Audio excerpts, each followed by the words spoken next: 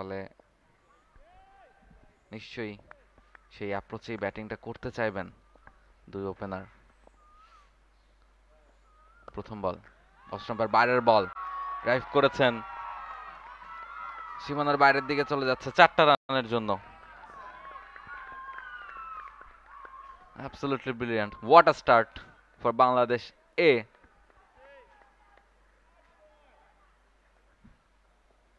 Step out করেছেন, পুল and gone for maximum. ইন্টেন্টটা একেবারে স্পষ্ট বাংলাদেশ এ দলের ওপেনারদের কাছ থেকে।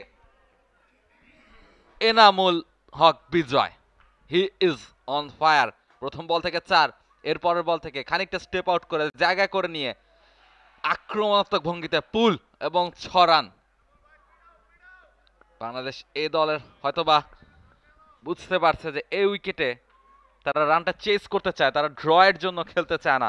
সেঞ্চুরি প্রকাশ, আবারও স্টেপ আউট করেছেন বিজয়, আবারও চালিয়েছেন, বল চলে যাচ্ছে সীমানার দিকে। Excellent shot, excellent feet movement. ইন্টেন্টটা দেখাচ্ছে বাংলাদেশ, নিউজিল্যান্ডকে প্রেসারে ফেলার চেষ্টা করছে এবং এই স্ট্র্যাটেজিটার বাস্তবায়নও হয়তো ঘটাতে চাচ্ছে যে স্পিনাররা যখন আসবে কাজটা কঠিন হবে।